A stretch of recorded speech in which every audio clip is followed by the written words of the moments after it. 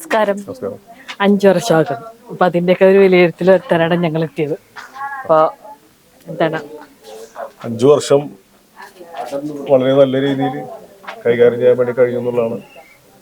ഞാൻ വരുമ്പോൾ നമ്മളൊരു ക്യാപ്ഷൻ തന്നെ ഇസ്മു വരും, മാറ്റം വരും എന്നുള്ളായിരുന്നു.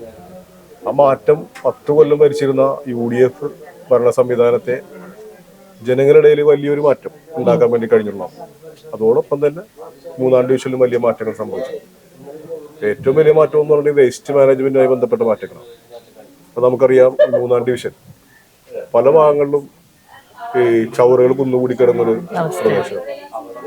ബ്രഹ്മപുരം കത്തുപിടിച്ചപ്പോ അതൊരു വലിയൊരു ദുരന്തമായി കാണാതെ അത് ഗവൺമെന്റ് കോർപ്പറേഷൻ നല്ല രീതിയിൽ ഒരു ഗുണമായി കാണുക ചെയ്തു. അപ്പൊ അത് വലിയൊരു മാറ്റം നമ്മുടെ പ്രദേശത്ത് ഉണ്ടാക്കാൻ വേണ്ടി കഴിഞ്ഞിട്ടുണ്ട്. ഹരിതകർമ്മസേന ഇല്ലാതിരുന്ന ഈ നമ്മുടെ പ്രദേശം ഡിവിഷനായിരുന്നു. അവിടെ ഹരിതകർമ്മസേന ആദ്യം നടപ്പിലാക്കിയ വളരെയേറെ പ്രശ്നങ്ങളൊക്കെ ഉണ്ടായിരുന്നു. അത് നല്ല രീതിയിൽ ആൾക്കാർ അത് ഉൾക്കൊണ്ടു. ശുചിത്വം നമ്മളെയും കൂടി ബാധ്യതയാണെന്ന് ആളുകൾ മനസ്സിലാക്കി. സർക്കാരിന്റെ കോർപ്പറേഷന് മാത്രം ചുമതലയില്ല ഈ മാലിന്യം കൈകാര്യം ചെയ്യുക. അത് ഗവൺമെന്റ് ജനങ്ങളുടെ ഇടയിൽ പറഞ്ഞ് ബോധവൽക്കരിച്ചതിന്റെ ഭാഗമായിട്ട് ആളുകൾ സ്വയം ഏറ്റെടുക്കുകയും ആളുടെ സഹകരണത്തോടെ തന്നെയാണ് മാലിന്യം വലിയ രീതിയിൽ കൈകാര്യം ചെയ്യാൻ വേണ്ടി കഴിയും. ഇത് വലിയൊരു നേട്ടമാണ്. പിന്നെ നമുക്ക് പറയാൻ പറ്റുന്നത് കുടിവെള്ളം ഒരു വലിയ പ്രശ്നമാണ്.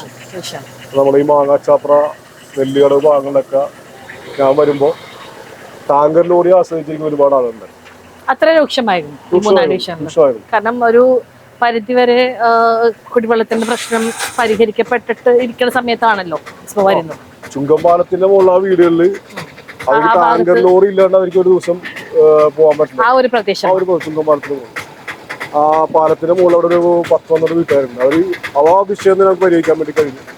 പിന്നെ അഴുക്ക് വെള്ളം പല ഭാഗങ്ങളുണ്ടായിരുന്നു. അത് MLA ഫണ്ട് ഉപയോഗിച്ചിട്ടുകൊണ്ട് ഇരവേലി കോളനിയിൽ നമുക്കൊരു MLA സഹായത്തോടുകൂടി നമുക്ക് ആ കോയിൽ മാറ്റിയിടുകയും അവിടുത്തെ കുടിവെള്ളത്തിന്റെ പ്രശ്നം പരിഹരിക്കാൻ വേണ്ടി കഴിഞ്ഞു. നെല്ലുകടവിൽ ഇതേമാതിരി തന്നെ അഴുക്ക് നിറഞ്ഞ വെള്ളമായിരുന്നു, അതും പരിഹരിക്കാൻ വേണ്ടി കഴിഞ്ഞു. പിന്നെ നമുക്ക് വയോജനങ്ങളുമായി ബന്ധപ്പെട്ട് ഡിവിഷനിൽ നമുക്ക് ഒരുപാട് കാര്യങ്ങളുണ്ട്. വയോജന ക്യാമ്പ് നമുക്കറിയാം. ഇവിടെ പിന്നെ പെൻഷൻ വായിക്കുന്ന ഒരുപാട് ആളുകളുള്ള പ്രദേശങ്ങളാണ്.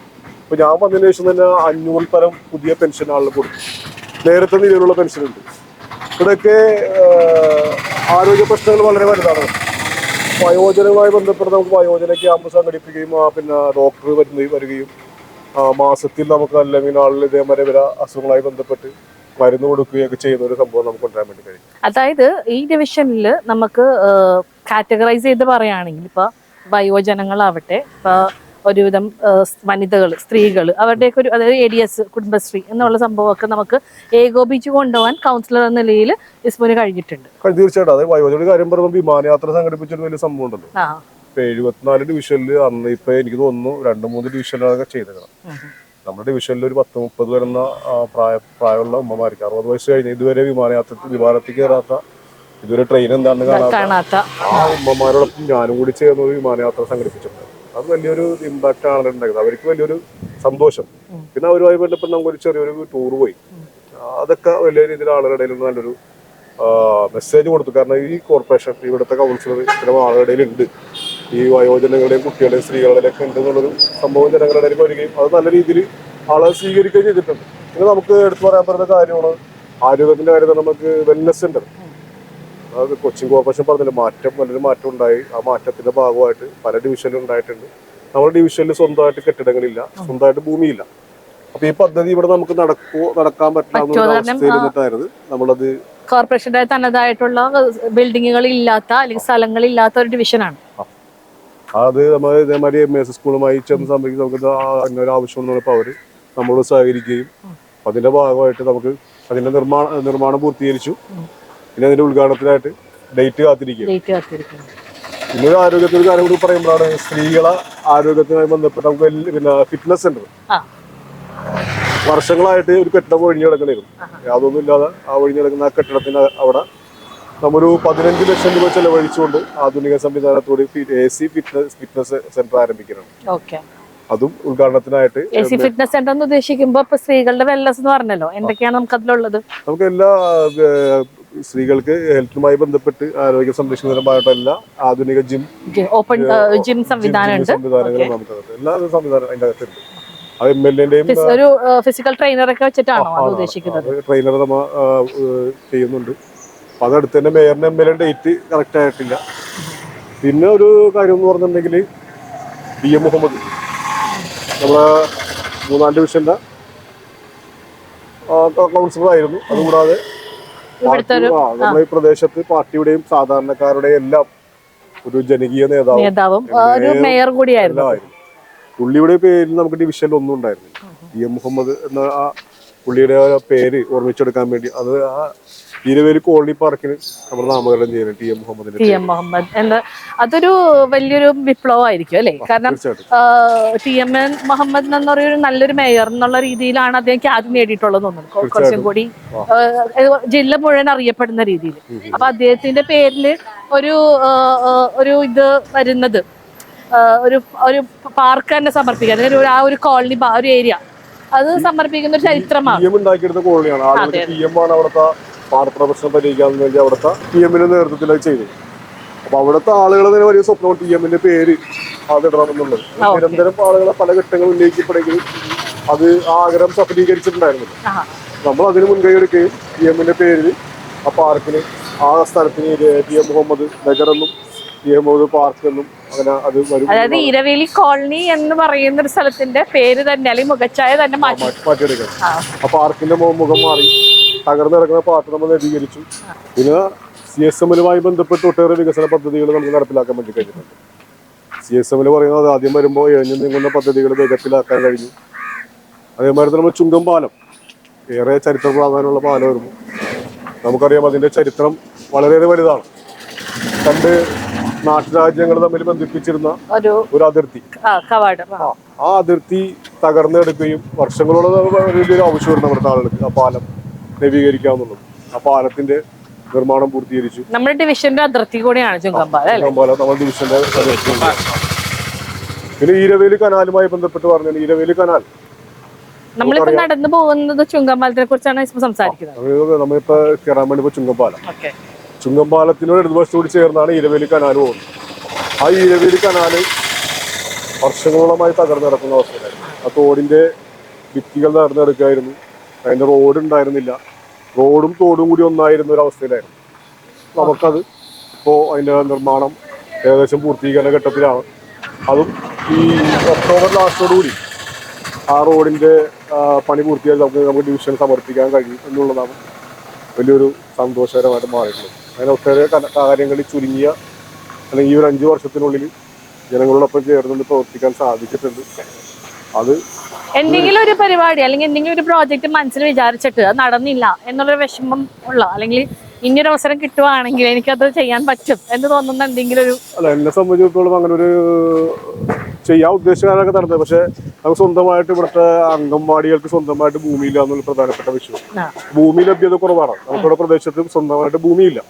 അതിന് ഫണ്ടും കാര്യങ്ങളൊക്കെ കോർപ്പറേഷൻ ഉണ്ടെങ്കിൽ നമുക്ക് ഭൂമി ഏറ്റെടുക്കാനുള്ള സൗകര്യം ഭൂമി ഇല്ലാത്തതിന്റെ ഒരു നടപ്പിലാക്കാൻ കഴിയും. പക്ഷെ നമുക്ക് ഈ റോഡുമായി ബന്ധപ്പെട്ട് ഈ ചുങ്കംപാലത്തെ ഇറക്കിൽ അതിന്റെ ഇരുവശങ്ങളിലും പട്ടയ കാലാവധി കഴിഞ്ഞ ഭൂമികളുണ്ട്. ആ ഭൂമികൾ സർക്കാർ ഏറ്റെടുക്കണമെന്ന് കലക്ടറുമായി ബന്ധപ്പെട്ട് നിരന്തരം നമ്മൾ ആവശ്യപ്പെടുകയുണ്ടായെങ്കിലും ഇപ്പൊ നമ്മളാ നേരത്തെ ഉണ്ടായിരുന്ന കലക്ടർ പുള്ളി നമുക്കൊരു 5 സെന്റ് സ്ഥലം അനുവദിച്ച് തരാമെന്ന ആ ഘട്ടത്തിലാണ് പുള്ളി ഇവിടുന്ന് പോവുകയും, പക്ഷെ ആ സ്ഥലം വീണ്ടും അതിന്റെ ഉടമ SIT സൗത്ത് ഇന്ത്യ കോർപ്പറേഷൻ അത് വീണ്ടും കേസ് കൊടുക്കുകയും അത് കേസിന്റെ ഘട്ടത്തിൽ നിൽക്കുക. അല്ലെങ്കിൽ നമുക്കൊരു 5 സെന്റ് സ്ഥലം പുള്ളിയുടെ സഹായത്തോടെ നമുക്ക് ലഭിച്ചേനെ. അപ്പൊ ഒട്ടനവധി അംഗൻവാടികളുമായി ബന്ധപ്പെട്ട വിഷയങ്ങൾ നമുക്ക് പരിഹരിക്കാൻ വേണ്ടി സാധിച്ചേനെ. അതാണ് നമുക്കൊരു നടപ്പാക്കാൻ പറ്റിയില്ല എന്നുള്ളൊരു വിഷമത്തോടെ നിൽക്കുന്ന സംഭവം. മറ്റു ഡിവിഷനുകൾ അപേക്ഷിച്ച് നോക്കുമ്പോൾ ചെറിയൊരു ഡിവിഷനാണ്. എന്നാൽ ഒരു തെരഞ്ഞെടുപ്പ് കാലഘട്ടത്തിനോട് വെച്ചിട്ട് ഏറ്റവും കൂടുതൽ സ്ഥാനാർത്ഥികൾ നിന്ന ഒരു ഡിവിഷൻ എന്നൊക്കെ ആദ്യം നേടിയ ഒരു ഡിവിഷനും കൂടിയാണ് 3-ാം ഡിവിഷൻ. ഇവിടെ ഇനി ഇതിൽ കൂടുതൽ എന്തൊരു വികസനം കൊണ്ടുവരാൻ നമുക്ക് പറ്റും? നമുക്കിവിടെ ഡിവിഷൻ വലുതായല്ലോ, സ്ഥലത്തിന്റെ ലഭ്യത അടുത്ത വരുന്ന കൗൺസിലറിനോ അല്ലെങ്കിൽ അടുത്ത വരുന്ന ഡിവിഷനിക്കോ ഇനി അങ്ങനെ ഉണ്ടാകാൻ സാധ്യതയില്ല എന്ന് മനസ്സിലാക്കാൻ പറ്റുന്നത്. അപ്പോൾ 5-ാം ഡിവിഷന്റെ ഒരു 2ഓളം വരുന്ന ബൂത്തുകൾ നമുക്ക് ഈ ഡിവിഷനിൽ കയറി വരുന്നുണ്ട്. അപ്പോൾ നമുക്ക് നമ്മുടെ ഡിവിഷനിൽ ഹാളില്ല. കയറി വരുമ്പോൾ നമുക്കൊരു KM മുഹമ്മദ് ഡിവിഷന്റെ ഭാഗമായിട്ട് വരും. BSSന്റെ ഒരു വലിയ ഭൂപ്രദേശം നമുക്ക് കയറി വരും. ഒട്ടനവധി വിഷയങ്ങൾ അതോടുകൂടി നമുക്ക് പരിഹരിക്കാൻ വേണ്ടി സാധിക്കും. ഇനിയും ഡെവലപ്പ് ചെയ്യാൻ വേണ്ടി സാധിക്കും. LDFന്റെ ഒരു ഭരണമായി ഇനിയും തുടർന്ന് വരികയാണെങ്കിൽ വലിയ രീതിയിലുള്ള മാറ്റങ്ങൾക്ക് ഇനിയും സാധ്യതയുണ്ട്. ഇതാണ് ഇപ്പൊ പറഞ്ഞ ചുങ്കപ്പാലം അല്ലെ? ഇത് ശരിക്കും പറഞ്ഞ 2ാം ഡിവിഷനിൽ നിന്നും കയറി നമ്മുടെ 3ാം ഡിവിഷന്റെ കവാടമാണ്. തീർച്ചയായിട്ടും ഇത് പൂർത്തീകരിച്ച് കാണുമ്പോൾ സന്തോഷം. എന്താണ് കൗൺസിലർക്ക് പറയാനുള്ളത്? ഈ പൂർത്തീകരണ ഘട്ടം എന്ന് പറയുന്നത് വളരെ സന്തോഷമുള്ള കാര്യം തന്നെയാണ്. കാരണം ഇതിന്റെ നിർമ്മാണ ഘട്ടത്തിൽ വളരെയേറെ പ്രശ്നങ്ങൾ ഉണ്ടാവുകയും ചരിത്രപ്രധാനമുള്ള പാലമുള്ളത്. ആ സമയത്ത് തന്നെ ഇത് ഇഴഞ്ഞു നീങ്ങുകയൊക്കെ ചെയ്യുന്ന രീതിയിൽ ആളുകളിലൊക്കെ ഉണ്ടാകുന്ന വലിയൊരു ആശങ്ക. ഇതിപ്പോൾ പൂർത്തീകരിക്കപ്പെടും. പിന്നെ CSMന്റെ പദ്ധതി ആയതുകൊണ്ട് പല ഭാഗത്തും ഇഴഞ്ഞു നീങ്ങുന്ന ആളുകളൊക്കെ ഒരു നിരാശ ഉണ്ടായി. പക്ഷെ അതൊക്കെ നമ്മൾ നേരത്തെ ഇടപെട്ടുകൊണ്ട് മേയറിന്റെയും ഒക്കെ ആ ഒരു ഇടപെടലോട് നമുക്ക് പൂർത്തീകരിക്കാൻ വേണ്ടി കഴിഞ്ഞു. കുറച്ചധികം നാളെ ഇത് പൂർത്തീകരിക്കാണ്ട് കിടക്കുന്നു. ആ സമയത്ത് എങ്ങനെയാണ് അത് ആ ഒരു ബുദ്ധിമുട്ട് കൗൺസിലർ എന്ന നിലയിൽ അതിജീവിച്ചത് എങ്ങനെയാണ്? കൗൺസിലർ ഞാൻ പറഞ്ഞില്ല, നിരന്തരം ഇത്തരം വിഷയങ്ങൾ നമുക്ക് ധരിപ്പിക്കാനുള്ള നമ്മളെ ഉയർന്ന ആളുകളെ നിലയ്ക്ക് MLA മേയറൊക്കെയാണ്. അതുമായി ബന്ധപ്പെട്ട് ഇത്തരം പ്രശ്നങ്ങൾ അവരുടെ മുമ്പിൽ സമീപിക്കുകയും ആ വേഗത കുറവിലൊക്കെ അവരുടെ വിട്ടുകൊണ്ട് പൂർത്തീകരിക്കാൻ വേണ്ടി സാധിച്ചിട്ടുണ്ടായിരുന്നു. ഇനിയിപ്പോ പൂർത്തീകരിക്കാനുള്ളത് ഈ റോഡാണ്. ഈ റോഡിന്റെ ഒരു അവസ്ഥ ഇപ്പൊ ഒന്ന് പറയാം. എന്താണ് ഇതിന്റെ സ്റ്റാറ്റസ് ഒന്ന് പറയാം? റോഡിന്റെ ഭിത്തി ഏകദേശം പൂർത്തീകരിച്ചു കഴിഞ്ഞു. റോഡ് നിർമ്മാണത്തിന്റെ ഭാഗമായിട്ട് കല്ല് നിരത്തുന്ന ഇപ്പൊ നിരപ്പായിക്കൊണ്ടിരിക്കുന്നു. ഈ ആഴ്ച കഴിഞ്ഞാൽ തന്നെ നമുക്ക് അതിന്റെ ടാറിങ് ആരംഭിക്കും. സമയമില്ല, പെട്ടെന്ന് തീരും. ഇപ്പോ നവംബർ ആണല്ലോ ഇലക്ഷൻ. ആദ്യവാരം ആയിരിക്കും അതിന്റെ വിജ്ഞാപനമൊക്കെ വരുന്നത്. അപ്പൊ അതിനുള്ളിൽ നമ്മുടെ ഈ റോഡിന്റെ അവസ്ഥ ഈ മാസത്തോടുകൂടി തന്നെ പൂർത്തീകരിക്കാൻ സഞ്ചാരയോഗ്യം. അത് കുറെ നാളായില്ല ഇങ്ങനെ കിടക്കുന്നത്. അപ്പൊ ഇതിന്റെയൊക്കെ ഒരു നെഗറ്റീവ് ഇവിടുത്തെ ആൾക്കാര് കൗൺസിലറിനോടായിരിക്കുമല്ലോ പറയുന്നത്. ആ ഒരു പ്രതിസന്ധി ഘട്ടം കൗൺസിലർ എങ്ങനെയാണ് തരണം ചെയ്തു വന്നത്? ഇവിടുത്തെ ആളുകൾക്ക് ഇതിന്റെ വശങ്ങൾ അറിയാം. ഈ തോടിന്റെ ഇഴഞ്ഞു നീങ്ങുന്ന കാര്യം പറഞ്ഞല്ലോ. ഏറ്റ സമയത്ത് ഇതിന്റെ നിർമ്മാണ പ്രവർത്തനം നടക്കില്ല. അതിൽ ആളുകൾ ഒരു കഴുത്തോളം വെള്ളത്തിൽ ഇറങ്ങി നിൽക്കണം. ഇറങ്ങി നിന്നുകൊണ്ടാണ് ഏറ്റ സമയത്ത് ആ സമയങ്ങൾ, അതായത് കഴിഞ്ഞ കൊല്ലം ഈ നവംബർ ഡിസംബർ ഏറ്റവും കൂടുതൽ സമയത്താണ് നിർമ്മാണം ആരംഭിക്കണം. അപ്പൊ അതുമായി ബുദ്ധിമുട്ടുണ്ടായി. പിന്നെ മാലിന്യങ്ങൾ, ഈ അപ്പുറത്തെ അറവുശാലകൾ എന്നൊക്കെ പറഞ്ഞ മാലിന്യങ്ങൾ റോട്ടിലേക്ക് ഒഴിവാക്കുന്ന സംഭവങ്ങൾ ഉണ്ടായിരുന്നു. അപ്പൊ അതൊക്കെ ഇവിടുത്തെ ഇതുമായി നിർമ്മാണത്തിരിക്കുന്ന ആള് വലിയ ബുദ്ധിമുട്ടുണ്ടായിരുന്നു. അതായത് കൊച്ചിൻ കോർപ്പറേഷൻ അറവുശാല ഇല്ല. അപ്പൊ അതിന്റെ ഒരു ബുദ്ധിമുട്ടും കൂടി നമ്മുടെ ഈ കനാൽ അനുഭവിക്കുന്ന രീതിയിലേക്കാണ് വരുന്നത്. അതൊക്കെ വലിയ പ്രശ്നമായിരുന്നു. അങ്ങനെ അത് അതിനുശേഷമാണ് പിന്നെ അവിടെ നിന്ന് അറവ് മാലിന്യങ്ങൾ നേരിട്ട് എടുത്തുകൊണ്ടാവുന്ന രീതിയിലേക്ക് വന്നത്. അതൊക്കെ തരണം ചെയ്യുകയും പിന്നെ ഇതിന്റെ നിർമ്മാണ പ്രവർത്തനം ആരംഭിക്കുന്നത് ഇതിന്റെ ഈ തോടുമായി ബന്ധപ്പെട്ട് തന്നെ ഈ വെള്ളത്തിന്റെ ഏറ്റത്തിന്റെ വിഷയം, ഏറ്റക്കുറവിന്റെ വിഷയം അതുണ്ടായിരുന്നു. അപ്പൊ ആ ഒരു സമയങ്ങളാണ് ചെറിയൊരു ഇഴഞ്ഞു നീക്കൽ പറഞ്ഞത്. ഇവിടെ ഇപ്പൊ ഇത് ഭിത്തി മാത്രമാണോ നമ്മൾ ഉദ്ദേശിക്കുന്നത്? ഇപ്പൊ ഇവിടെ ഭിത്തി, അത് കഴിഞ്ഞിട്ടാണ് നമുക്ക് അതിന്റെ മുകളിൽ ഫെൻസിങ് ചെയ്ത് ഫെൻസിങ് ചെയ്താലല്ലേ കുറച്ചുകൂടി നമുക്ക് മാലിന്യം വലിച്ചെറിയുന്ന സംവിധാനം. ഫെൻസിങ് വരും. ഇത് കഴിഞ്ഞാൽ ഫെൻസിങ് ഉണ്ട്. ഈ റോഡുകൾ ടാറിട്ട് അതിമനോഹരമാകുമ്പോ തന്നെ നല്ലൊരു ഭംഗിയാവും. എന്നാൽ മാത്രമേ നമുക്ക് ഈ റോഡിന്റെ പണി തുടങ്ങാൻ പറ്റുള്ളൂ. അല്ലാതെ ഈ ഒരു സംഭവം തീരാണ്ട് റോഡിന്റെ പണി തീർക്കാൻ പറ്റില്ല എന്നുള്ളതാണ്. പണി ഇത് കഴിഞ്ഞിട്ട് ഫെൻസിങ് തുടങ്ങുള്ളൂ. ടാറ് ഇപ്പൊ നമുക്ക് ഈ ആഴ്ച കഴിഞ്ഞാൽ തന്നെ ടാറിന്റെ പണി ആരംഭിക്കും. അപ്പൊ അതിന്റെ അപ്പുറത്തെ ഭാഗത്ത് തന്നെ കല്ല് നിരപ്പാക്കുന്ന സംഭവം തുടങ്ങി കഴിഞ്ഞു. ഇവിടുത്തെ ഫുട്പാത്തിന്റെ കഴിഞ്ഞോ?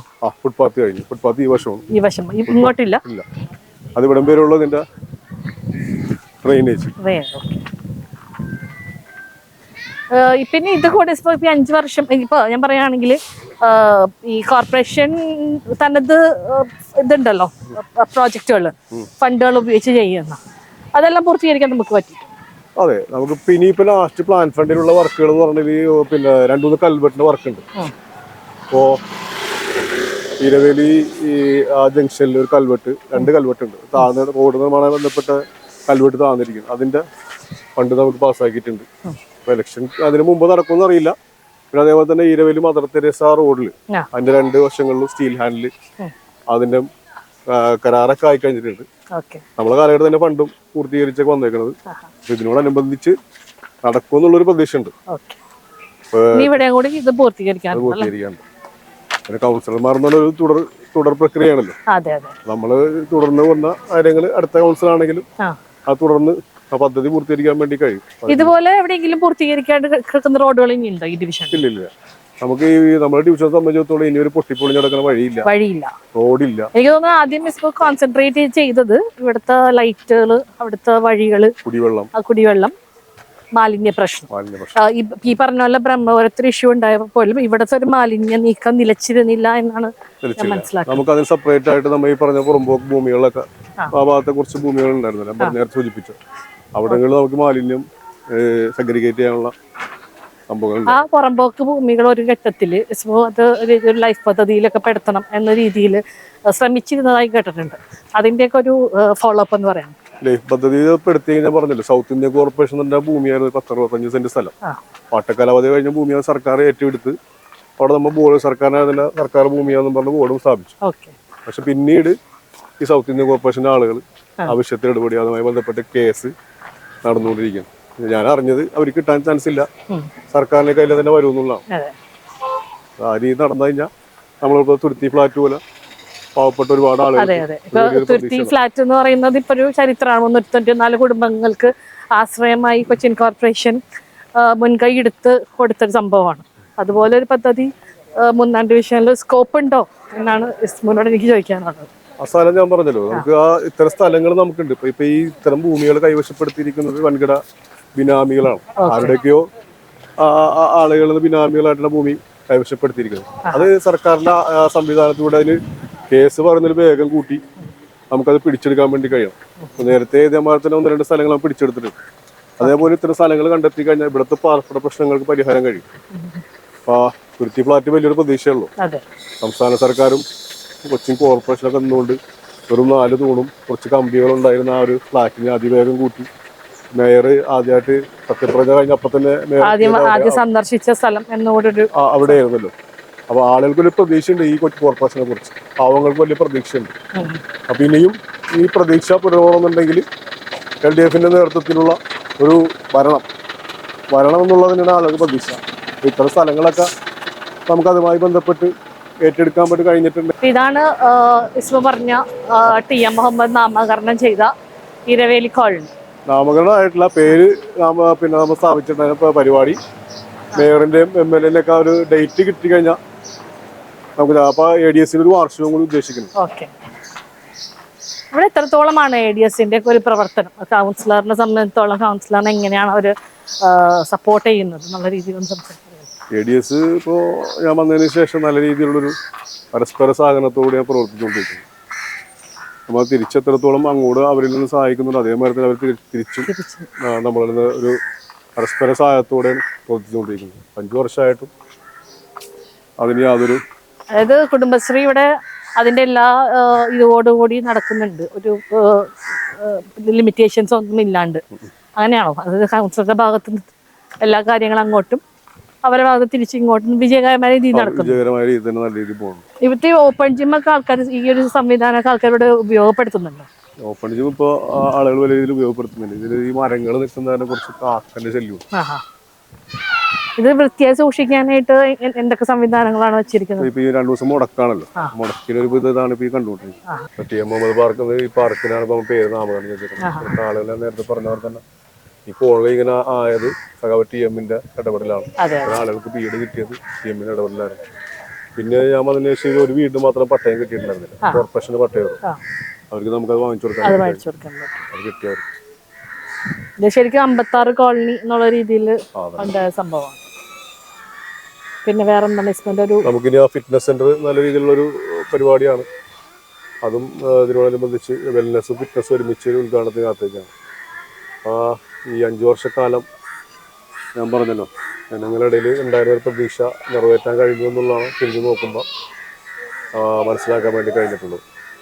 അവരുടെ വലിയൊരു അങ്ങനെ ഒരു മാറ്റം ഇവിടുത്തെ ജനങ്ങൾ ഇസ്മോന്റെ പങ്കുവച്ചിട്ടുണ്ട്. അതായത് ഒരു 10 കൊല്ലം ശരിക്കും എന്താണ് ഒരു കുടുംബത്തിന്റെ കയ്യിലിരിക്കുന്ന പോലത്തെ ഒരു ഡിവിഷനായിരുന്നു. അപ്പൊ ആ ഒരു അവരുടെ കയ്യിൽ നിന്ന് ഇത് അത് അപ്രതീക്ഷിതമാണ്. എന്നാലും ഒരു രീതിയിൽ എങ്ങനെയാണ് ഇവിടുത്തെ ആൾക്കാർ ആ ഒരു മാറ്റത്തെ വിലയിരുത്തുന്നത്? നമുക്ക് ആദ്യം തന്നെ ഒരു ധാരണ ഉണ്ട്. 3-ാം ഡിവിഷൻ എന്ന് പറഞ്ഞാൽ ചെറിയൊരു ഡിവിഷനാണ്, ഇവിടെ ഒന്നും ചെയ്യാനില്ല. അപ്പൊ നമുക്ക് അങ്ങനെ വർഷത്തിൽ 5 വർഷം കൂടുമ്പോൾ തോടൊന്ന് കൊഴിയാൽ മതി, അല്ലെങ്കിൽ അത് കോരുന്ന പോലെ അതിന് ചെയ്താൽ മതി. ബാക്കി ഈ ഡിവിഷനെ സംബന്ധിച്ചിടത്തോളം വേറെ എടുത്ത് കാണിക്കാൻ പറ്റുമൊന്നുമില്ല. എന്ത് ചെയ്യുന്നു കാണിക്കാൻ പറ്റിയ കാര്യങ്ങളൊന്നും നമുക്കിവിടെ എത്രത്തോളം കാര്യങ്ങൾ ചെയ്യാൻ വേണ്ടി കഴിഞ്ഞു എന്നുള്ളത് നമുക്ക് പുറമേ പ്രകടനമുള്ളൂ. നേരത്തെ സൂചിപ്പിച്ച ഈ വെൽനസ് ആയാലും ഫിറ്റ്നസ് സെൻ്റർ ആയാലും ഇരവേലി കനാലുമായി ബന്ധപ്പെട്ടുള്ള എല്ലാ നിർമ്മാണ പ്രവൃത്തിയാണെങ്കിലും കുടിവെള്ള പ്രശ്നമാണെങ്കിലും ലൈറ്റ് റോഡ് ഇതൊക്കെ ആണെങ്കിലും ഇതൊക്കെ വരുന്നൊരു മാറ്റം പ്രകടനമാണ്. അത് ആളുകൾ അതിൽ നിന്ന് നല്ലൊരു പിന്തുണ അറിയിക്കുന്നുണ്ട് ആ കാര്യത്തിൽ. അപ്പോൾ ജനങ്ങൾക്ക് ഗുണകരമാവുന്ന കാര്യങ്ങൾ ജനങ്ങളോടൊപ്പം നിന്നുകൊണ്ട് ചെയ്യാൻ വേണ്ടി കഴിയുമെന്നുള്ളതാണ് ഏറ്റവും വലിയ കാര്യം. ഇനിയൊരു തെരഞ്ഞെടുപ്പിനെ നമ്മൾ ഫേസ് ചെയ്യാനാണ് അടുത്ത എത്രയും പെട്ടെന്ന്. അധികം സമയമൊന്നുമില്ല. ഈ ഒരു ഡിവിഷൻ സജ്ജമാണോ ഇനി വീണ്ടും നമ്മുടെ ഒരു പിൻഗാമിക്ക് വേണ്ടി? തീർച്ചയായിട്ടും ഇവിടെ നമുക്ക് ജനങ്ങളുടെ ഇടയിൽ നമുക്ക് ബുദ്ധിമുട്ടാകാവുന്ന ഒന്നും ചെയ്തില്ല അല്ലെങ്കിൽ എന്ത് ചെയ്യുമെന്ന് ചോദിക്കുമ്പോൾ നമുക്ക് മറുപടികളുണ്ട്. എന്തൊക്കെ ചെയ്തെന്ന് കാണിക്കാൻ ഒരുപാട് കാര്യങ്ങൾ. ഇത് പാർട്ടിയുടെ 2 വർഷം മാത്രമേ 2 ടേം മാത്രമേ നമ്മുടെ കയ്യിൽ നിന്ന്, അതിന് മുമ്പ് ഒരു പ്രാവശ്യം PDP ജയിച്ചിട്ടുണ്ട്. 3 പ്രാവശ്യം കണ്ട് നമ്മുടെ കയ്യിൽ നിന്ന്. അതുവരെ സഖാവ് TM ഉം CUNS ഒക്കെ നിലനിർത്തിപ്പോകുന്ന ഡിവിഷനാണ്. അപ്പോൾ ഒരു CPM-നെ സംബന്ധിച്ചിടത്തോളം ഒരു കുത്തക പാർട്ടി എന്ന് പറയാവുന്ന ഒരു ശക്തി കേന്ദ്രം കൂടിയാണ്. അത് നമുക്ക് വലിയ ബുദ്ധിമുട്ടാണ്. പിന്നെ നമ്മൾ ചെയ്ത വികസന പ്രവർത്തനം കോർപ്പറേഷന് തന്നെ ഒരുപാട് കാര്യങ്ങൾ ചെയ്യാൻ പറ്റുന്നുണ്ട്. കോർപ്പറേഷൻ കൊച്ചിക്ക് ആകെ ചെയ്ത ഒരുപാട് കാര്യങ്ങളുണ്ട്. ഈ 5 വർഷത്തിനുള്ളിൽ 10 വർഷം നമ്മൾ പറയുമ്പോൾ ആ 10 വർഷം കഴിഞ്ഞിട്ട് 5 വർഷം കൊണ്ട് ചെയ്ത ഒരുപാട് മാറ്റങ്ങൾ.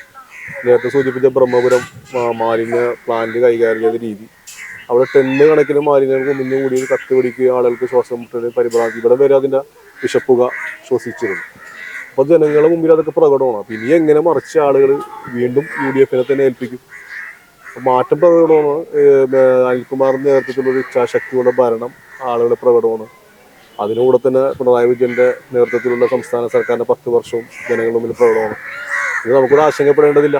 ഇനി വരുന്ന 5 വർഷത്തെ കുറിച്ച് തെരഞ്ഞെടുപ്പ് നേരിടാൻ തീർച്ചയായിട്ടും ഇവിടുത്തെ ആളുകൾ, ഇപ്പോൾ പെൻഷനെ കുറിച്ച് പറയുകയാണെങ്കിൽ അറിഞ്ഞല്ലോ, നേരത്തെ ഈ പിച്ചച്ചട്ടി എടുത്ത് ആളുകളൊക്കെ തെരുവിലിറക്കി വിടുന്ന സംഭവങ്ങളുണ്ടായി. പക്ഷെ അത് ഗവൺമെൻറ് എങ്ങനെയാണ് കൈകാര്യം ചെയ്യുന്നത്? സാമ്പത്തിക പ്രതിസന്ധി എന്ന് ആക്ഷേപിക്കുമ്പോഴും ഗവൺമെൻറ് കൈകാര്യം ചെയ്യുന്ന കാര്യങ്ങൾ നമുക്കറിയാം. ഈ ഓണം അലയില്ലാതെ കടന്നുപോയ ഓണം, ആളുകൾ ആഘോഷ രീതി ഉണ്ടല്ലോ. ഈ ഓണത്തെ കുറിച്ച് പറഞ്ഞാൽ ആൾക്ക് എന്ത് പ്രയാസം നേരിട്ടാൽ ആളുകൾ നല്ല രീതിയിൽ ഓണം ആഘോഷിച്ചു. പിന്നെ നമുക്ക് തിരിച്ച് ഭരണം നഷ്ടപ്പെടുന്ന യാതൊരു ആശങ്കയില്ല. ഗവൺമെൻറ് നല്ല രീതിയിൽ കൈകാര്യം ചെയ്യുന്നുണ്ട്. ഒരു മതപ്രശ്നങ്ങളില്ലാതെ ജാതി വേർതിരിവില്ലാതൊക്കെ പോകുന്നുണ്ട്. അത് തീർച്ചയായിട്ടും LDF-നെ സംബന്ധിച്ചിടത്തോളം വീണ്ടും അധികാരത്തിൽ വരാൻ ഗുണം ചെയ്യും. പിന്നെ 10 വർഷക്കാലത്ത് നമ്മളെ MLA നിലയ്ക്ക് KJ മാക്സിയുമായി ബന്ധപ്പെട്ട് നടത്തുന്ന ഒരുപാട് വികസന പ്രവർത്തനങ്ങൾ നമ്മുടെ ഡിവിഷനിലും ഉണ്ടല്ലോ. ഇപ്പോൾ വെള്ളത്തിന്റെ കുടിവെള്ള പ്രശ്നത്തിന്റെ കാര്യം പറഞ്ഞത്, നേരത്തെ കുടിവെള്ള പ്രശ്നവുമായി ബന്ധപ്പെട്ട് നമ്മുടെ മേഖലയിൽ വളരെ പ്രശ്നങ്ങളായിരുന്നു. വാട്ടർ ടാങ്ക് ഉണ്ടെങ്കിൽ നമുക്ക് വെള്ളം ഉണ്ടായിരുന്നില്ല. വാട്ടർ ടാങ്കിനകത്തേക്ക് വെള്ളം അടിച്ച് കയറ്റിയത് ഇപ്പോൾ MLA-യുമായി ബന്ധപ്പെട്ടുള്ള വെള്ളം കിട്ടാൻ തുടങ്ങി. അത് നമ്മുടെ ഡിവിഷനിൽ വലിയ പ്രകടനമാണ്. വലിയ വാട്ടർ ടാങ്ക് ഉണ്ടായിട്ട് പോലും 3-ാം ഡിവിഷന്റെ അകത്താണ് ഈ വാട്ടർ ടാങ്ക് ഉണ്ടായിട്ട് പോലും വെള്ളം ഉണ്ടായിരുന്നില്ല. അത് മാറ്റം വന്നില്ല. അപ്പോൾ ഇതൊക്കെ ജനങ്ങൾ അനുഭവിച്ചറിയുന്നത് ഈ ഭരണത്തിന്റെ നേട്ടം കൊണ്ടാണ്. ആളുകൾ കൈവിടില്ല. തീർച്ചയായും അടുത്ത പ്രാവശ്യം LDF-ന്റെ നേതൃത്വത്തിൽ കൗൺസിലർ ഉണ്ടാവും. അപ്പം നമ്മൾ എത്തിയിരിക്കുന്നത് കൗൺസിലർ ഇനിയിപ്പോൾ ഒരു ഉദ്ഘാടനത്തിന് വേണ്ടി തയ്യാറാക്കിയിരിക്കുന്ന ഫിറ്റ്നസ് സെന്ററിലേക്കാണ്. ഇവിടെ ഇനി എന്തൊക്കെയാണ് ഇനി ബാക്കിയുള്ളത്? പൂർത്തിയായോ ഫിറ്റ്നസ് സെന്റർ? ഞാൻ പറഞ്ഞല്ലോ, പിന്നെ ഇതിന്റെ പൂർത്തീകരണത്തിലേക്ക് കുറച്ച് മെഷീൻസ് കൂടി വരാനുണ്ട്. ഒരു 5 ലക്ഷം രൂപന്റെ മെഷീൻസ് കൂടി കയറി വരും. കൂടാതെ AC ആയി വരും. അപ്പൊ എന്നെ സംബന്ധിച്ചിടത്തോളം വലിയൊരു സ്വപ്നം എന്ന നിലയ്ക്ക് ഒരു പദ്ധതിയായിരുന്നു. കാരണം ഇവിടെ സ്ത്രീകളെ ബന്ധപ്പെട്ട് ഒരുപാട് ആരോഗ്യ പ്രശ്നങ്ങൾ, അവർക്ക് പുറത്ത് ആളുകളെ പോലെ പുറത്തൊക്കെ പോയിട്ട് ഫിറ്റ്നസ് വർദ്ധിപ്പിക്കാനുള്ള കാര്യങ്ങൾ ചെയ്യാനുള്ള സാഹചര്യം കുറവുള്ള പ്രദേശമാണല്ലോ. അവരുടെ മാനസികാരോഗ്യം കൂടി ശക്തിപ്പെടുത്താനുള്ള അതിന്റെ ഭാഗമായിട്ട് നിരന്തരം അവരുടെ ആവശ്യം കൂടിയായിരുന്നു. നമ്മുടെ ഫിറ്റ്നസ് സെന്റർ ജൂംബ ഡാൻസ് ഒക്കെ ഒരുപാട് വർദ്ധിക്കുകയും ചെയ്യുന്ന ഭാഗമായിട്ട് അതേപോലെ ചെയ്യാനൊരു സൗകര്യം ഇവിടെ ഉണ്ടായിരുന്നു. പക്ഷെ നമുക്ക് ഇത് ഇനിയിപ്പോ പറ്റില്ല. ഈ ഒരു ഫിറ്റ്നസ് സെന്റർ കൂടി അവരെ ഉദ്ദേശിക്കുന്ന രീതിയിലേക്ക് ഇതൊരു ജിം കോൺസെപ്റ്റിലേക്കാണ് വരാൻ വേണ്ടി കഴിഞ്ഞ് ഒരു ട്രെയിനറുടെ സഹായത്തോടെ തന്നെ നമ്മൾ പ്ലാൻ ചെയ്യണം. പൂർണ്ണമായി സൗജന്യമായിട്ടാണ്. സൗജന്യം ആണ് പൂർണ്ണമായിട്ട്. പക്ഷെ ഒരു ട്രെയിനറെ നമുക്ക് സംഘടിപ്പിക്കണമല്ലോ. അപ്പൊ വെറുതെ വന്ന് കളിച്ചോട്ട് കാര്യമില്ല. ട്രെയിനർക്ക് എന്തെങ്കിലും കൊടുക്കണം. അപ്പൊ അതുമായി ബന്ധപ്പെട്ടതിൽ ചെറിയൊരു ഫീസ് അവർക്ക് കൂടി തോന്നലും ഇത് നിലനിന്ന് പോകണം എന്നുള്ള രീതിയിൽ. അപ്പൊ ആ ഒരു തോന്നൽ കൂടി ഉണ്ടാവണം. അപ്പൊ അതാണ് ഫിറ്റ്നസ് സെന്റർ. ഇപ്പൊ ഇതിന്റെ സൗകര്യങ്ങളൊക്കെ ഉണ്ടല്ലോ. ആളുകളൊക്കെ നല്ല രീതിയിലുള്ള ഫുൾ AC ഫിറ്റ്നസ് സെന്റർ വരുമ്പോ ഫുൾ AC ഫിറ്റ്നസ് സെന്ററായി വരും. അപ്പൊ അതിന്റെ ഈ പ്ലാൻ ഫണ്ടിൽ അതിന്റെ നടപടിക്രമങ്ങളൊക്കെ ആയി കഴിഞ്ഞിട്ടുണ്ട്. അതിപ്പോ എനിക്ക് തോന്നുന്നത് ഞാൻ പോകുന്നതിനുള്ളിൽ തന്നെ ചിലപ്പോൾ അത് ആയി വരാൻ ചാൻസ് ഉണ്ട്. ഏകദേശം ഇപ്പൊ ഡിവിഷനിലെ യുവതലമുറ ആവട്ടെ, അല്ലെങ്കിൽ വയോജന സ്ത്രീകളാവട്ടെ, കുട്ടികളാവട്ടെ, എല്ലാവരും ഇപ്പോൾ ഇസ്മു എന്നുള്ളൊരു സംഭവത്തിൽ നിന്ന് ഒരു കൗൺസിലർ എന്നുള്ളൊരു വലിയൊരു ക്യാൻവാസിലാണ് അവർ കാണുന്നത്. ഇതിൻ്റെ ഇടയിൽ ചോദിക്കാൻ പേഴ്സണലായിട്ട് ഒരു വിഷമിച്ച ഒരു ഘട്ടം, കൗൺസിലർ എന്ന വിഷമം തോന്നിയൊരു ഘട്ടം ഞാൻ പറഞ്ഞപ്പോ നമ്മളെ ഈ ശക്തിയുടെ ഭാഗത്ത് ഒരു വീഡിയോ പുറത്തു വന്നല്ലോ. ഒരു 7ാം ക്ലാസ്സിൽ പഠിക്കുന്ന കുട്ടികളൊരു വീടുമായി ബന്ധപ്പെട്ട ഒരു വിഷയം വന്നു പ്രദേശം. അപ്പൊ അത് നമ്മളത് ചെയ്തു കൊടുക്കാം, അവരുടെ വീട്ടുകാർ വന്ന് നമ്മൾ ചെയ്തു കൊടുക്കാന്ന് പറഞ്ഞപ്പോൾ വേറെ രീതിയിലൊരു വീഡിയോ പുറത്തു വന്നു.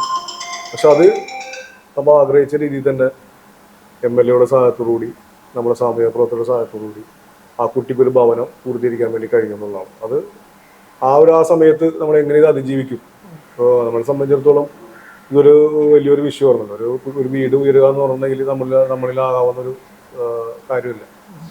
അപ്പൊ ആ സമയത്ത് നമ്മളതൊരു MLA കണ്ട് സംസാരിച്ചു. MLA സഹായത്തോടെ നമ്മുടെ ഭൂമി ലഭ്യമാകുന്നതിന് ആ കുട്ടിക്ക് ഒരു വിചാരിച്ചതിനേക്കാൾ നേരത്തെ തന്നെ നമുക്കൊരു ഭവനം സാക്ഷീകരിക്കാൻ വേണ്ടി കഴിയും. അത് ഒരു ഒരു കാലഘട്ടത്തിൽ നമ്മൾ കടന്നുപോയത്. പിന്നെ നമുക്ക് ഒരു പ്രയാസം അനുഭവിക്കാന്ന് പറഞ്ഞൊരു പ്രതിസന്ധി ഘട്ടം എന്നെ സംബന്ധിച്ചിടത്തോളം ഈ 5 വർഷക്കാലം ഉണ്ടായിരുന്നില്ല. പക്ഷെ തെരഞ്ഞെടുപ്പ് സമയത്ത് നമ്മൾ അനുഭവിച്ചൊരു പ്രതിസന്ധി ഘട്ടം ഉണ്ടായിരുന്നു. പാർട്ടി ആ സമയത്ത് നേരിടുന്ന ആ പ്രതിസന്ധി ഘട്ടത്തിൽ നമ്മളെ സഹായിക്കാൻ വേണ്ടി വന്ന ഒരുപാട് പേര്, അതാണ് പ്രതിസന്ധി ഉണ്ടായിരുന്നത്. ആ സമയത്ത് ഉണ്ടായിരുന്ന അതാണ് പ്രതിസന്ധി. ശേഷം നമുക്കൊരു പ്രതിസന്ധി എനിക്ക് തോന്നിയിട്ടില്ല. ആ സമയത്ത് പാർട്ടി കാൻഡിഡേറ്റ് ആയിട്ട് വരികയും നമുക്കുണ്ടായിരുന്ന പ്രതിസന്ധി മറികടക്കാൻ നമ്മൾ വിചാരിക്കാത്ത രീതിയിൽ ഒരുപാട് ആളുകൾ നമ്മളെ സഹായിക്കാൻ വേണ്ടി തയ്യാറായി വരികയും അത് പാർട്ടിയെ ജയിപ്പിക്കണമെന്നുള്ള കാഴ്ചപ്പാടോടുകൂടി അത് ഏറ്റെടുക്കുകയും ചെയ്തത് വലിയൊരു പ്രതിസന്ധി മറികടക്കാൻ വേണ്ടി അന്ന് സഹായിച്ചിട്ടുണ്ട്. അതാണ് ആ ഒരു ഘട്ടത്തെക്കുറിച്ച് പറയേണ്ടത്. പിന്നീട് നമുക്ക് 5 വർഷത്തെ ഒരു പ്രയാസകര ഘട്ടം എന്ന് പറയാനായിട്ട് വേറൊന്നും മനസ്സിലേക്ക് അങ്ങനെ സന്തോഷം തോന്നിയ സംഭവം. തീർച്ചയായിട്ടും ഇതൊക്കെ തിരിഞ്ഞു നോക്കുമ്പോൾ സന്തോഷമാണ്. എന്നെപ്പോൾ ഒരാൾക്ക് പാർട്ടിയെ എനിക്ക് കൽപ്പിച്ചൊരു ഉത്തരവാദിത്തം കൗൺസിലറായിട്ട് മത്സരിക്കാൻ വേണ്ടി പറഞ്ഞു. അത് ആ ഉത്തരവാദിത്തം ഏറ്റെടുത്തുകൊണ്ട് 5 വർഷം പൂർത്തീകരിക്കുമ്പോൾ ചെയ്ത പ്രവൃത്തികളൊക്കെ നമുക്ക് നല്ല രീതിയിൽ ആളുകളുടെ അഭിപ്രായം ഉണ്ടാകും. അതിൻ്റെ ഭാഗമായിട്ട് വികസന വേദി പോലുള്ള സാമൂഹിക സംഘടനകൾ മികച്ച കൗൺസിലറായിട്ട് 1 വർഷം തിരഞ്ഞെടുത്തു. പിന്നീട് 5 പേരെ തിരഞ്ഞെടുത്തപ്പോൾ 11 ആളാവുകയൊക്കെ ചെയ്തത് വളരെ സന്തോഷം നൽകുന്ന ഘട്ടമാണ്. തികച്ചും 5 വർഷം മികച്ച കൗൺസിലറുകളുടെ പട്ടിക എടുക്കുമ്പോൾ അതിൽ ഒരാളായിട്ട് ഇസ്മോ ഉണ്ട് എന്നുള്ളൊരു ചാരിതാർത്ഥ്യത്തെ കൂടി പടിയിറങ്ങാൻ തുടങ്ങുകയാണ്. വരുന്ന പിൻഗാമിയെ സജ്ജമാക്കിക്കൊണ്ട് എന്ന് വിശ്വസിക്കാനാണ്.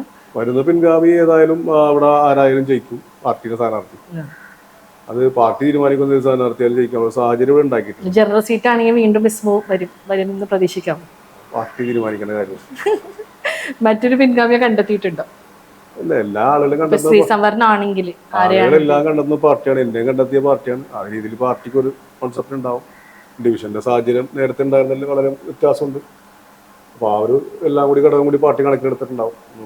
സോഷ്യൽ മീഡിയയിൽ ഭിന്നശേഷി ഒരു കുട്ടിയെ സഹായിച്ചതിന്റെ പേരിൽ ഒരു വലിയ രീതിയിൽ അഭിനന്ദനങ്ങൾ നേടിയൊരു കൗൺസിലറും കൂടിയാണ് ഇസ്മോ ദ കൗൺസിലർ എന്ന് പറഞ്ഞാൽ ശരിയാണ്. ഇസ്മോ ദ കൗൺസിലർ ആ പേര് തന്നെ എനിക്ക് ഇടയ്ക്ക് മേയറെ കാണുമ്പോൾ തന്നെ ഇസ്മോ ദ കൗൺസിലർ പറഞ്ഞാണ്. അതെ, ഓക്കെ. അതിന്റെ പിന്നിൽ സ്മിതാ ബഷീറാണ് ആ ഒരു പേജ് കൈകാര്യം ചെയ്യാൻ ബന്ധപ്പെട്ട്. കാരണം അതിനൊരു കവറേജ് നമുക്ക് ഉണ്ടാക്കിയെടുക്കാൻ വേണ്ടി സാധിച്ചിട്ടുണ്ട്. അന്ന് ആ വിഷയമായി ബന്ധപ്പെട്ട് കുട്ടി മാനസിക വെല്ലുവിളി നേരിടുന്നൊരു കുട്ടി അനുഭവിച്ചൊരു വിഷമാവസ്ഥയിൽ നിന്ന് ആ സമയത്ത് തന്നെ നമുക്ക് ഇടപെടാൻ വേണ്ടി കഴിഞ്ഞു. ആ കുട്ടിയെ ഞാൻ ഈ അടുത്ത് ആ കുട്ടീനെ ആളുകളെ കണ്ടു, കുട്ടിയെ കണ്ടു. വളരെ മാറ്റമുണ്ട്. 5 വർഷം കടന്നുപോയി. അന്നുണ്ടായിരുന്ന ആളല്ലേ ഇപ്പോൾ നല്ല രീതിയിലുള്ള ഒരു മാറ്റം ഒരു പ്രകടനം. അപ്പം അതിന് ഇടപെടാൻ വേണ്ടി സാധിച്ചു. അങ്ങനത്തെ ഒരു വഴിത്തിരിവാകാൻ കഴിഞ്ഞു എന്നുള്ളത് വളരെ ചരിതാർത്ഥ്യമുണ്ട്. അപ്പം അതിൻ്റെ അന്നുണ്ടായിരുന്ന പിതാവിന് പോലും ആ വിഷമസ്ഥിതി മാറിക്കാണും. എന്തുകൊണ്ടാണ് നമ്മൾ ഇടപെട്ടത്, പിന്നീട് എന്താ സംഭവിച്ചത്, വളരെയേറെ ആ സമയത്ത് നമുക്ക് ഇടപെടാൻ കഴിയുന്ന വലിയൊരു സന്തോഷം പറയുന്ന കൂട്ടത്തിൽ അതും കൂടി ചേർക്കണം. ആസിയന്റെ വീട് അതും കൂടി കൂട്ടിച്ചേർക്കണം. അങ്ങനെ ഈ കാരുണ്യ ഇത്തരം സേവനങ്ങൾ ചെയ്യുന്ന ഘട്ടത്തിലെല്ലാം ആദ്യഘട്ടത്തിൽ വിമർശനം ഏറ്റുവാങ്ങിയെങ്കിലും പിന്നീട് ആൾക്കാരെ കൊണ്ട് അഭിനന്ദനങ്ങൾ കിട്ടുന്ന രീതിയിലേക്ക് എത്തിയ ഒരു കൗൺസിലർ നിലയിൽ ആളുകൾ വിളിക്കുന്ന സമയത്തിൽ ഇടപെടുന്ന സമയത്തൊക്കെ അവിടെ നമുക്ക് ഉണ്ടാവാൻ കഴിഞ്ഞു. പ്രസൻസ് എല്ലായിടത്തും ഉണ്ടാക്കാൻ വേണ്ടി കഴിഞ്ഞു എന്നുള്ളത് വളരെ സന്തോഷകരമായ കാര്യം തന്നെയാണ്. ഏതായാലും ഈ 5 വർഷം കൊണ്ട് ഇസ്മോ നടന്നു വന്ന കൗൺസിലർ എന്ന ഒരു പദം ഭംഗിയായി പൂർത്തീകരിച്ചു എന്ന് മനസ്സിനോട് പറഞ്ഞുകൊണ്ട് അല്ലെങ്കിൽ ആ ഒരു കാര്യം അങ്ങനെയുള്ള പ്രവർത്തനങ്ങൾ ചെയ്തതിന് ചാനലിന്റെ ഭാഗത്തു നിന്ന് അഭിനന്ദനങ്ങൾ പറയുകയാണ്. ഇനിയൊരു ലക്ഷ്യം വരികയാണെങ്കിൽ തീർച്ചയായിട്ടും തന്നെ ഒരു സ്ഥാനാർത്ഥിയായിട്ട് വരട്ടെ. അതല്ല എങ്കിൽ മറ്റൊരു സ്ഥാനാർത്ഥിക്ക് ഇവിടെ ജയസാധ്യത ഉണ്ടാക്കുന്ന രീതിയിൽ നടക്കട്ടെ എന്ന് ആശംസിച്ചുകൊണ്ട്